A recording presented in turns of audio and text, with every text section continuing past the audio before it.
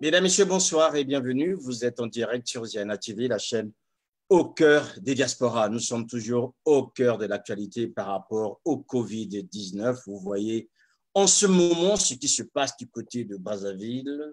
Ce confinement annoncé 24 heures après, c'est le chaos dans la ville. Entre ceux qui prennent les routes vers les villages et ceux qui ne savent pas comment s'organiser afin de faire face à ces 20 jours de couvre-feu, à ces 20 jours qui vont faire en sorte que les Congolais puissent vivre autrement. Voilà. Mon invité pour ce live, c'est M. Avertine Zoli. Il est jeune leader africain. Il a bénéficié du programme YALI mis en place par le président Obama. Il est président de l'association Espace Opoko qui se charge du côté de Bambama dans la Lekumu de pouvoir scolariser et aider à l'éducation des jeunes autochtones. Voilà.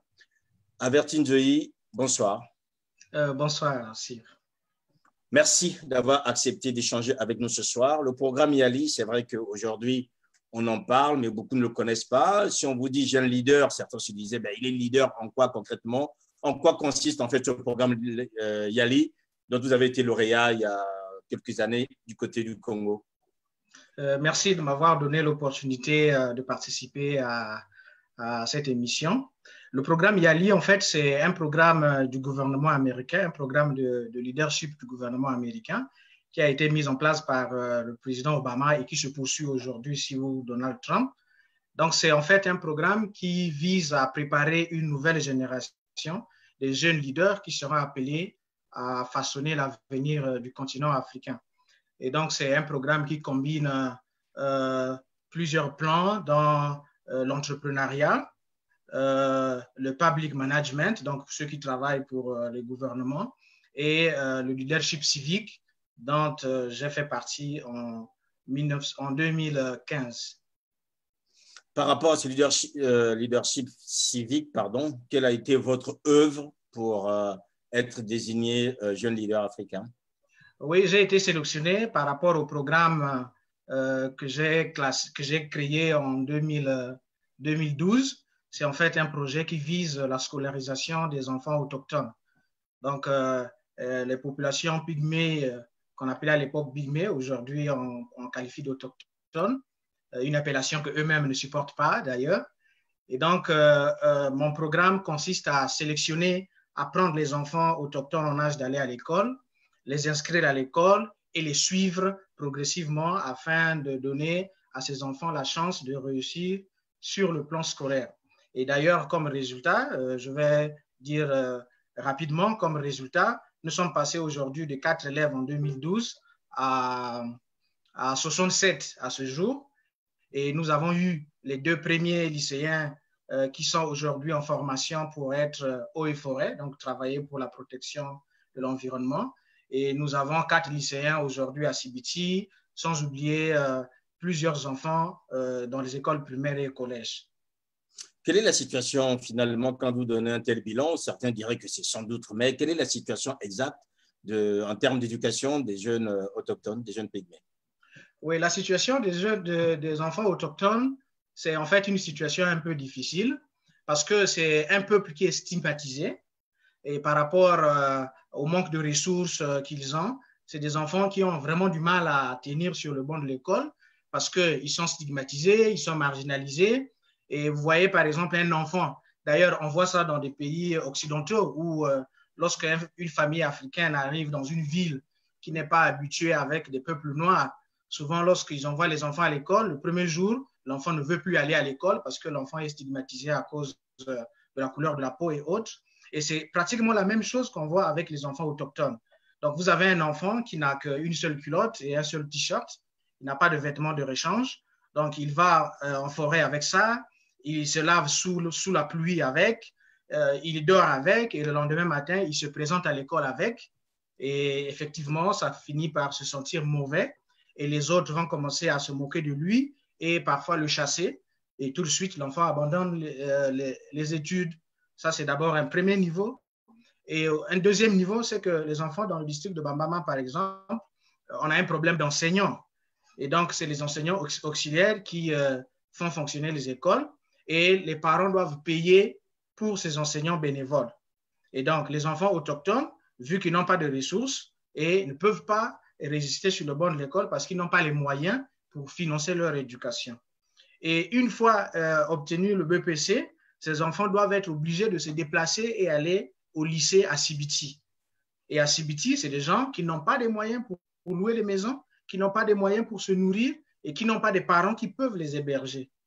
C'est ce qui fait que ces enfants, par exemple, lorsqu'ils atteignent le collège, ils arrivent en troisième, ils disent que c'est la terminale.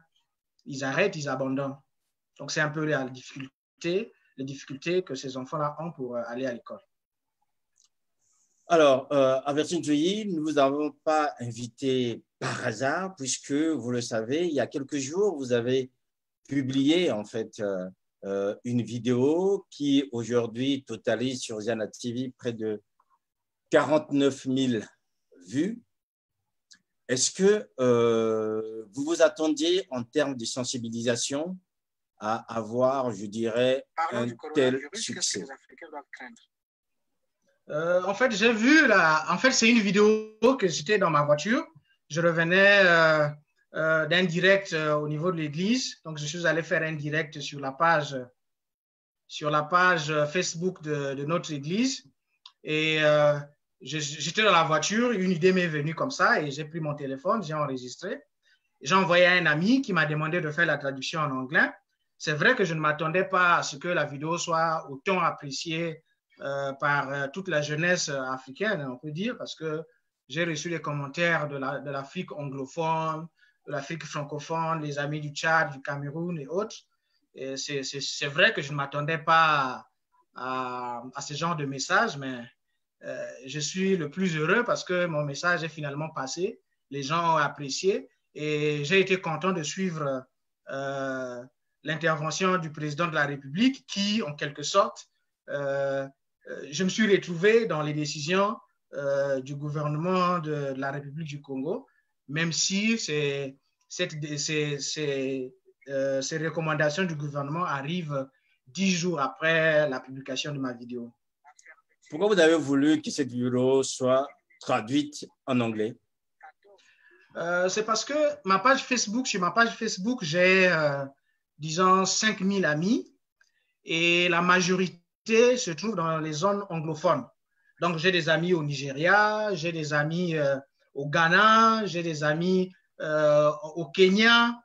Et donc, lorsque j'ai envoyé à un ami qui est aussi Yali comme moi, il est aux États-Unis, et en ce moment, il me dit non, c'est une vidéo tellement intéressante que, à mon avis, j'aimerais que ça soit vu au niveau de l'Afrique. Et donc, c'est mieux de me faire la traduction en anglais pour permettre à ce que les Africains anglophones aussi soient exposés à ce message. Voilà, donc nous avons été touchés, nous, Ziana TV, et cette vidéo donc, est passée sur la page que nous avons créée pour sensibiliser et informer coronavirus avec près de 49 000 vues, ce qui est quand même très important et ce qui fait que votre statut de leader, vous le méritez. Et c'est à ce titre, je dirais, averti que nous vous accueillons ce soir, puisque vous avez aussi un regard sur ce qui se passe sur le continent et précisément dans votre pays, le Congo, notamment le confinement. Vous le savez que beaucoup de personnes ont craint et continuent à craindre le confinement tel qu'il a été décidé dans certains pays africains, notamment au Congo-Brazzaville. Quel est votre regard aujourd'hui? Vous avez dit que vous étiez quasiment en phase avec ce qu'a déclaré le président samedi dernier. Quel est votre regard par rapport à cette déclaration de confinement et surtout par rapport aux conséquences qu'on peut constater aujourd'hui dans les rues de Brazzaville et de Pointe-Noire? Comme sur ma première vidéo, j'étais pour le confinement. Je vais vous expliquer pourquoi. Parce que le coronavirus, c'est une nouvelle situation qui arrive. Donc, c'est un nouveau problème que l'humanité n'a jamais connu. C'est vrai qu'on a eu la peste, mais la peste n'avait pas autant de portée internationale comme aujourd'hui où pratiquement tous les pays sont touchés. Et avec l'avènement des réseaux sociaux où on peut vivre une épidémie en direct avec les conséquences qu'il peut avoir autour des fake news, ainsi de suite. Et par rapport à la situation actuelle, je me dis qu'il n'y a que 3 solutions. lorsque j'essaie de lire les scientifiques, je me dis qu'il y a 3 solutions. La première, c'est le confinement que moi, j'ai recommandé sur ma vidéo de la fois dernière. Tout simplement, pourquoi? Et lorsque je parle du confinement, je ne parle pas du confinement de quelques villes, comme a souligné le président béninois Patrice Talon.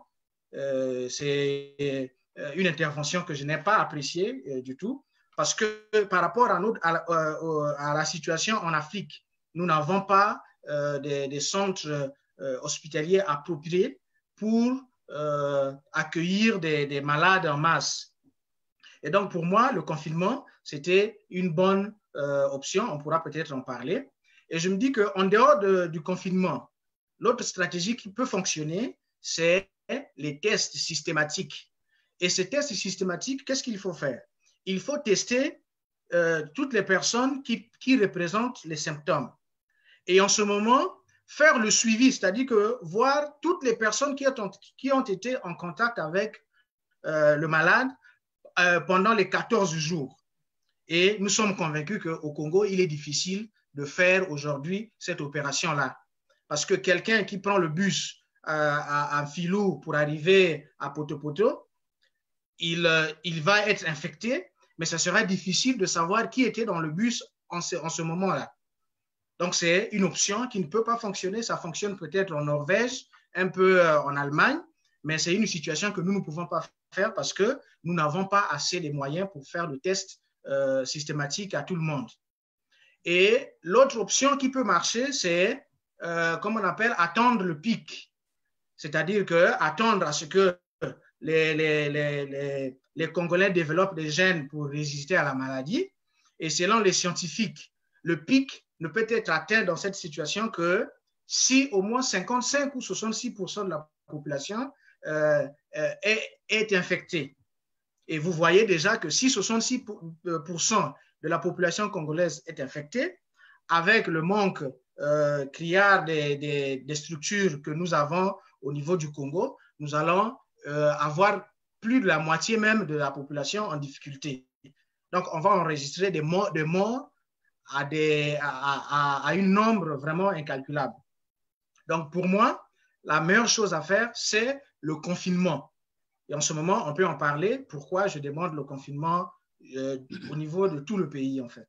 Voilà, un confinement qui est aujourd'hui contesté par certains, notamment quand vous voyez les populations qui sont apeurées, quand vous voyez ces hommes et ces femmes prendre leurs affaires pour prendre les routes vers les villages, on se dit comment confiner des gens qui n'étaient pas préparés, qui ne bénéficient, je dirais, d'aucun filet social, alors qu'on sait très bien, parmi ces hommes et ces femmes qui sont confinés, vous avez des étudiants qui n'ont pas, je ne sais pas combien d'années sans bourse, vous avez des retraités qui sont, je ne sais pas combien d'années sans bourse, vous avez aussi des gens qui sont dans l'informel, qui nourrissaient leur famille, qui aujourd'hui ne peuvent plus exercer leurs activités parce que il faut qu'il y ait non seulement le couvre-feu, mais aussi le confinement. Comment aujourd'hui expliquer et faire comprendre que, messieurs, dames, désormais, restez chez vous, vous allez perdre votre travail quotidien, même s'il n'est pas déclaré, parce que nous voulons que vous restez en bonne santé, mais peut-être vous mourrez de faim.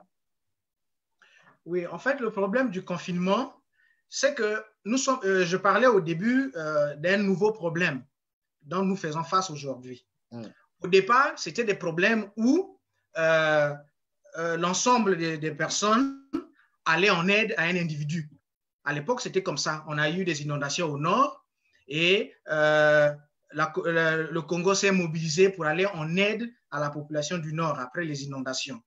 Or, aujourd'hui, le problème change. C'est maintenant un problème, c'est maintenant l'individu qui devient responsable de la santé collective. Donc, la responsabilité aujourd'hui devient individuelle.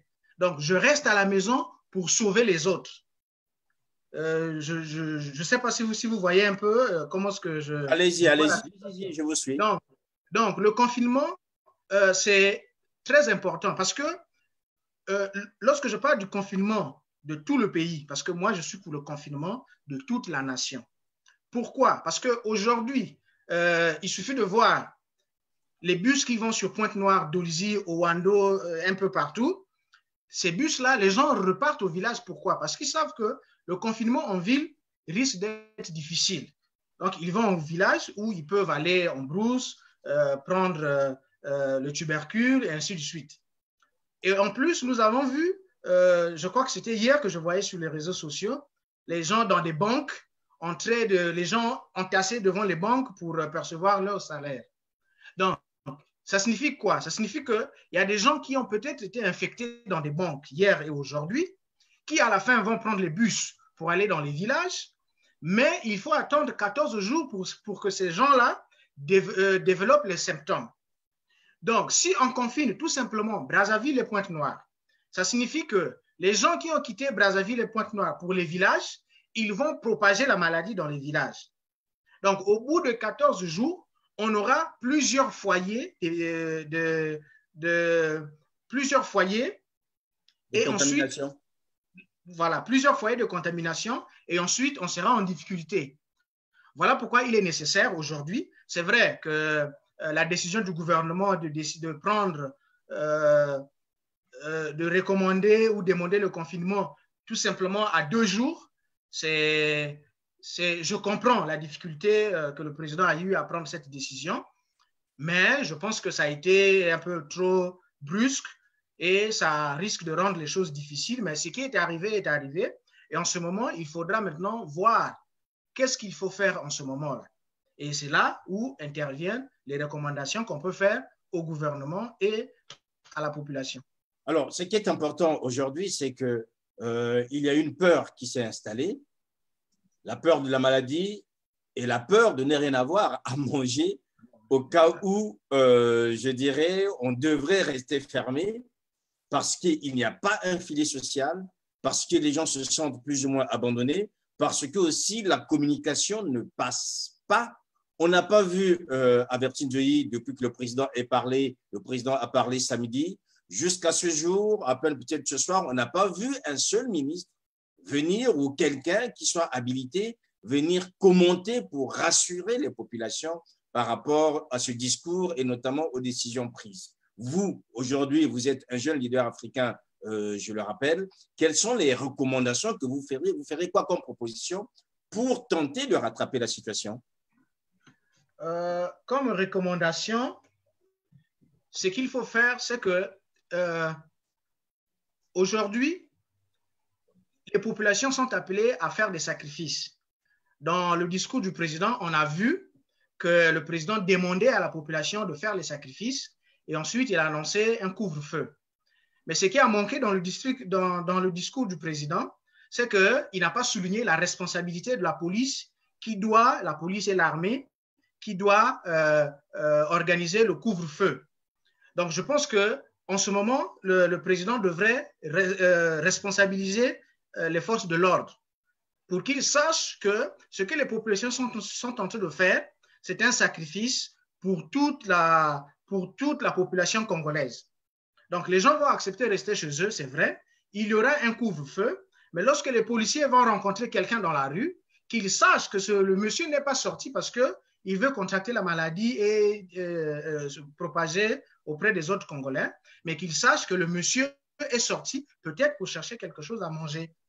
Donc, d'abord, je recommande la responsabilité de nos forces de l'ordre. Donc, la police doit être une police responsable face à cette situation. Rien ne vaut la peine de prendre une chicotte dans la rue et humilier un père de famille ou une mère de famille, tout simplement parce qu'on l'a vu à l'extérieur.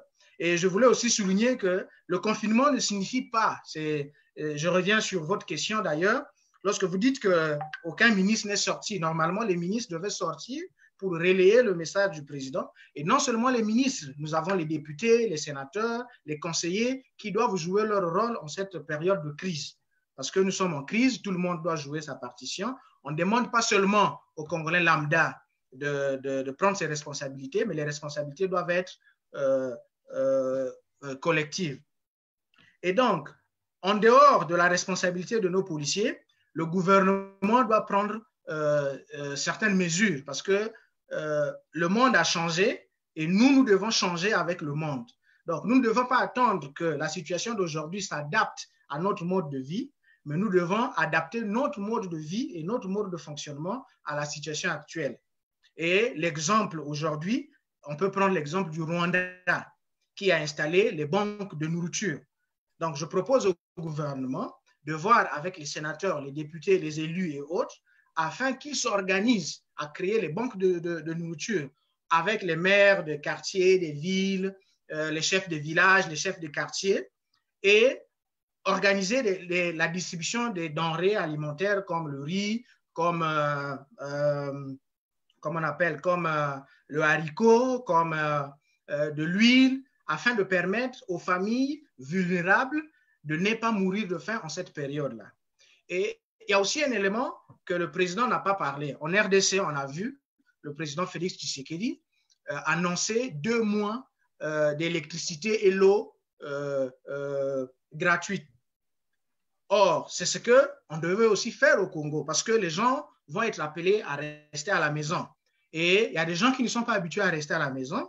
Et cette fois-ci, ils vont rester à la maison et ça va créer des problèmes. On a vu que, je crois que c'est à Lyon, où un homme a fini par étrangler sa femme pendant le confinement. Je ne sais pas si vous avez suivi l'information. Et donc, on doit faire en sorte que le confinement ne soit pas perçu comme une prison, mais que les gens soient capables de sortir pour aller à la boutique d'à côté acheter quelque chose. Les boutiques doivent rester ouvertes, mais le gouvernement doit prendre des mesures sur l'eau et l'électricité.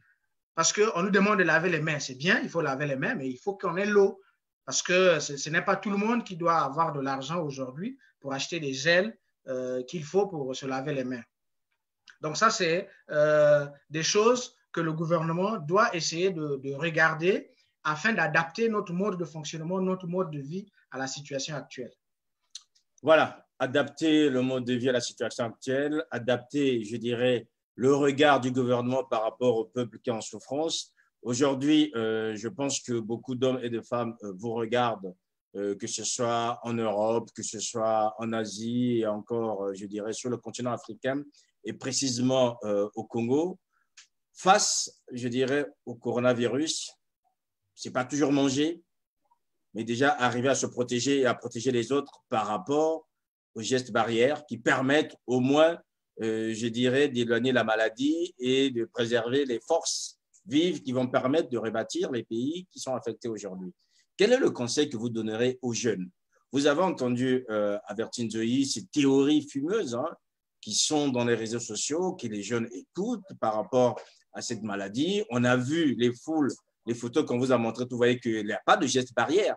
Les gens sont dans la survie, mais c'est cette survie qui les pousse quasiment, je dirais, vers l'irréparable. Est-ce qu'aujourd'hui, vous pensez que la communication qui est pratiquée au Congo est suffisante? La communication qui est pratiquée dans les pays africains est-elle suffisante? Comment est-ce qu'il faut améliorer, sinon permettre à ce que les hommes et les femmes puissent intégrer ces gestes nécessaires, je dirais, pour éviter les contaminations? Oui, je pense qu'il y a un problème au niveau de la communication parce que lorsque vous voyez, nous avons commencé avec 4 cas et ensuite nous avons attendu longtemps pour découvrir. Donc, il fallait attendre qu'il y ait un conseil de ministres pour que, lors du compte rendu, qu'on sache que nous sommes passés de 4 à 19 cas. Et après, on revient nous dire qu'il y a 2 personnes qui ont été guéries. C'est des bonnes nouvelles, mais je pense que au Congo aujourd'hui, il manque le visage de la lutte contre le coronavirus. Un peu partout dans le monde, il y a des gens, c'est vrai, les présidents, les premiers ministres interviennent, mais il y a toujours un scientifique. Nous sommes là dans une situation de maladie, dans une situation de pandémie, et les experts qui maîtrisent la situation, ce sont des médecins. Donc, ce que je recommande au gouvernement, c'est que c'est bien, le Premier ministre peut parler, le ministre de la Communication peut parler, mais je pense que le Congo a besoin d'un visage de la lutte contre le coronavirus. Et ce visage, je recommande, nous avons l'Institut, je crois, Louis Pasteur, je recommande vraiment au gouvernement de prendre quelqu'un, un scientifique qui maîtrise bel et bien la situation, afin que cette personne s'associe avec le ministre de la Communication ou le Premier ministre, afin qu'ils viennent donner l'information. Parce qu'aujourd'hui, nous avons besoin de rassurer la population. Mais aujourd'hui, pour rassurer la population, nous avons besoin d'un visage qui peut aujourd'hui rassurer. Parce qu'on a vu, lorsque le ministre de la Communication est passé donnait l'information sur le coronavirus, j'ai vu sur les réseaux sociaux les gens qui boudaient, qui disaient que c'était du mensonge. Donc, voilà pourquoi je recommande vraiment qu'il y ait un visage de la lutte contre la pandémie, que ce soit un médecin que nous connaissons au niveau du Congo, qu'on va associer avec le ministre de la Communication. Et en ce moment, le ministre de la Communication peut passer une information, mais que le médecin qui connaît la situation essaie de nous expliquer réellement ce qui se passe, comme aujourd'hui, ce qui se passe aux États-Unis avec Donald Trump et le médecin. Parfois, Donald Trump dit quelque chose qui ne cadre pas avec la réalité et le médecin arrive, il explique, il rassure la population. Donc, on a vraiment un problème de communication. Voilà pourquoi il y a des gens qui négligent la situation, qui pensent qu'il n'y a pas de malade parce qu'on n'a jamais vu un malade, on ne sait pas ils sont dans quel hôpital et tout. Alors qu'ailleurs, la communication se fait comment? Dans des pays où la maladie est en train d'être maîtrisée, ce qui se passe, c'est que lorsque quelqu'un est testé positif, tout de suite, il y a un site Internet qui décrit son itinéraire, qui dit que la personne mardi était dans un bus, il a quitté tel endroit pour tel endroit. Et ensuite, on se dit, bon, donc toutes les personnes qui ont visité ces lieux-là sont susceptibles d'être infectées et en ce moment, ils pourront observer le confinement chez eux à la maison de sorte qu'ils ne transmettent pas la maladie à la famille qui se trouve sur place. Donc ça, c'est déjà au niveau du gouvernement. Et au niveau de la population, je pense que la population doit prendre l'affaire au sérieux. Ils doivent prendre l'affaire au sérieux parce qu'on a vu Donald Trump aux États-Unis qui a négligé la situation, qui disait que tout rentrerait dans l'ordre dans une semaine.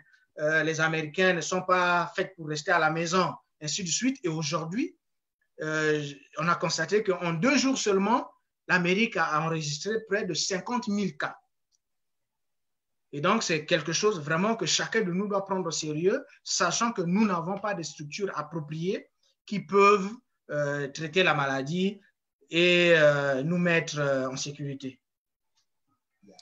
Averti, on va terminer cet entretien. J'aimerais peut-être que vous disiez un mot dans l'une des langues nationales du Congo, les hommes ou aux femmes qui nous suivent, peut-être aux jeunes qui sont en Bambama, que vous avez aidé par votre organisation, notamment des jeunes autochtones, à rentrer dans la vie, je dirais, estudiantine, dans la vie scolaire congolaise grâce à votre fondation Espace Opoko.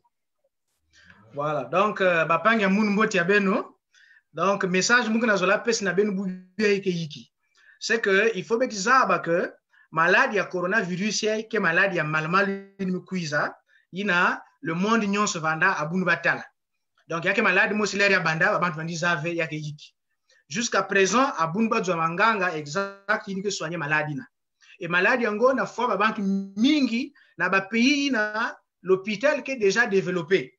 Alors que, na ba bois la beto, beti zaba façon l'hôpital, il y a beto kele. Parce que c'est vrai que y a que na ba banto kaka, que tu as maladie en go, y a que tu as moi grippe en go luta.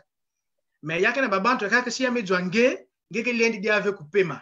Donc, pour qu'on ait paiement, il faut pas brancher na ba machine, il va que là, va bime à réanimation, et na ba bois la mindele, y a que na ba banto que na sala 3 semaines na réanimation. Or, beti zaba que na kati ba zopiti avec mingi, y a que ve na ba système ya réanimation. Donc, si maladie y a mwangana na bois ya beto façon ya kena sala na ba bois la mindele, ce qui est sûr, c'est que beti nyon ce que manisa. Voilà pourquoi il faut montini muntu vanda responsable, samnaku, éviter que maladie y a tambula na bois la beto, et puis il y a fois babantu mingi. Donc, maman bagana zonza, c'est vrai, kouvana ba inzo ke passe. Mais, beti sal ba recommandation au gouvernement, que le gouvernement tala yani zaba que yakena babantu kaka na bois la beto, il faut ba bashika pour que ba zokimi okudia. Donc, on espère que situation il y a crise, il y a que permettre na gouvernement na longis na beto que bet l'end salba ou confiance. Parce que ni na tangwa passe ba ke zaba ba nani zone beto. Donc, gouvernement ba ke na responsabilité boubie ya longis na beto que ba zone beto ba population et ba ke tout la ba mesure en place, ça na ko aider ba yina ke na ba bima ku dia. Mais vraiment pardon à beno ben respecter ba consigne ina bake na zozaka ben sukula maboko régulièrement na savon confinement ba mezonzi ai ça ne signifie pas que ben vendre kana ba inzo ben lendi basiki ve ben ke basika mais il faut vendre na babima ya nécessaire si muntu ke maladi ngeke na besoin manganga ngelenda basika na kwa na pharmacie kima kudi yake ve ngeke na mwambongo ngelenda basika na konsumu kima mais kubasika ya kwenda kukozena bapangi kujouer badame kubasika ya kwenda tambula kutel ba camarade yina il faut beto arrêter titi ya una période ya parce que mambu kengolo donc yake responsabilité bubia ikele singeke na maladi singe na sentir ba signe ya grippe kubasika diaka ve vendre na inzo même na ba famille nge ya inzo ina bena ba okena kabla inzo mosi fonge za ba façon ku protéger bao parce que si maladi boabeto et que ya touché ba bantu mingi ce qui est vrai c'est que betike mingi betike bitana mais c'est vrai que yake maladie mais il faut dire que betike basika awa vivant c'est vrai que yake na babantu ke perdre betike perdre ba frère kaka betike perdre ba sœur kaka faut betike bandija ku perdre parce que mo metala na ba réseaux sociaux artiste ya beto Orlis Mabele ni big beto sam na maladie na bet metala mo metala je crois Bisengo Color si je ne me trompe pas il me big beto Color oui tout à fait à Poutou et c'est vrai yake na babantu ina kele nive ku résister na maladie et que big beto mais ce qui est vrai c'est que congolais muke na confiance na résilience ya congolais parce que betina ben me baba na ba mambo mingi betima baba na ba guerre betima baba na ba inondations betima baba na ba éboulements betima baba na ba mambo mingi mais betike toujours vivant c'est vrai yake na ba panga betike c'est triste yake na ba panga beto il betike perdre mais ce qui est vrai c'est que si betu nyonso baka responsabilité muntu ni muntu baka responsabilité ya yandi na ku protéger ba pangi betike basika betu nyonso victorieux et puis betike gagner et Congo qui continue de tambour. Averti Nzoyi, merci. Merci à vous. Merci vraiment de m'avoir invité. Voilà, mesdames et messieurs, vous avez suivi donc cet entretien spécial avec Averti Nzoyi, donc jeune leader africain. Il a été lauréat du programme YALI, programme mis en place par le gouvernement américain, notamment initié par le président Obama. Il est le président de l'espace Opoko, donc qui est à la charge d'éduquer et d'accompagner à la scolarité des enfants autochtones dans la région d'Alekumu et précisément à Bambama. Merci et bonne soirée. Nos programmes continuent.